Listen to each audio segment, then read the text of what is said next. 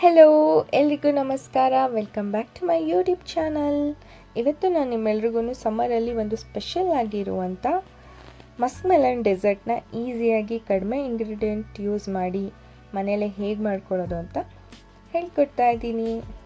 First ನಾನು ಒಂದು ಬೌಲಲ್ಲಿ ನೀರನ್ನ ಬಿಸಿ ಮಾಡಿಕೊಂಡು ಅದಕ್ಕೆ ಒಂದು ಅರ್ಧ ಕಪ್ಪಷ್ಟು ಸಾಬೂದಾನನ ಹಾಕಿ ಒಂದು 10 ನಿಮಿಷ ಅದನ್ನ ಬಾಯ್ಲ್ ಮಾಡ್ಕೊಳ್ತಾ ಇದ್ದೀನಿ.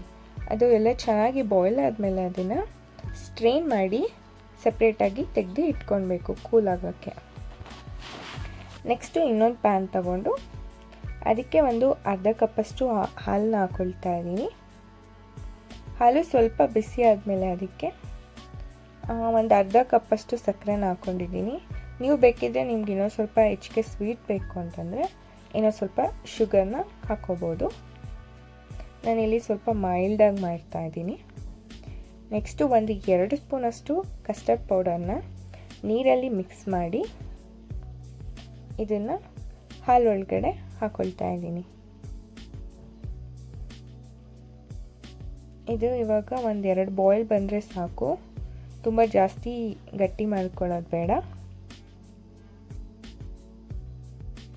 ಈ ರೀತಿ ಕನ್ಸಿಸ್ಟೆನ್ಸಿ ಬಂದಾಗ ಇದನ್ನು ಆಫ್ ಮಾಡಿಕೊಂಡು ನಾವು ಕೂಲ್ ಮಾಡ್ಕೋಬೇಕು.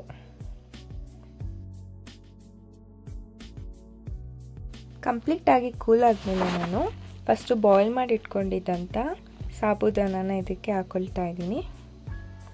ಹಾಗೆ ನಾನು ನೀರಲ್ಲಿ ಸೋಕ್ ಮಾಡಿ ಇಟ್ಕೊಂಡಿರೋಂಥ ಬೇಸಿಲ್ ಸೀಡ್ಸ್ನ ಹಾಕ್ಕೊಳ್ತಾ ಇದ್ದೀನಿ. ಇದೆಲ್ಲ ನಮ್ಮ ಬಾಡಿನ ಕೂಲಾಗಿ ಇಟ್ಕೊಳ್ಳೋಕ್ಕೆ ಹೆಲ್ಪ್ ಮಾಡುತ್ತೆ. ಈ ಸಮ್ಮರಲ್ಲಿ ಇದೆಲ್ಲ ನಮಗೆ ತುಂಬ ಯೂಸ್ಫುಲ್.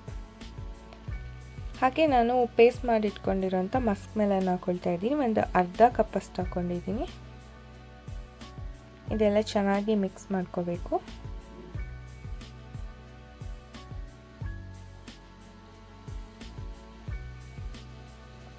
ಹಾಗೆ ಇನ್ನು ಸ್ವಲ್ಪ ಈ ಟೇಸ್ಟ್ನ ಎನ್ಹ್ಯಾನ್ಸ್ ಮಾಡೋಕ್ಕೆ ಕಟ್ ಮಾಡಿ ಇಟ್ಕೊಂಡಿರೋಂಥ ಪಲ್ಪ್ಸ್ ಹಾಕ್ಕೊಳ್ತಾ ಇದ್ದೀನಿ.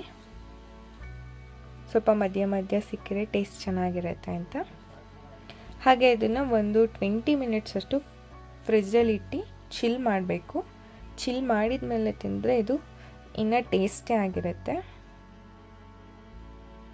ಹಾಗೆ ಈ ಹೆಲ್ತಿ ಡೆಸರ್ಟ್ನ ಮಿಸ್ ಮಾಡದೆ ಎಲ್ಲರೂ ಮನೇಲಿ ಟ್ರೈ ಮಾಡಿ ಹೇಗಿತ್ತು ಅಂತ ಕಮೆಂಟಲ್ಲಿ ತಿಳಿಸಿ. Thank you.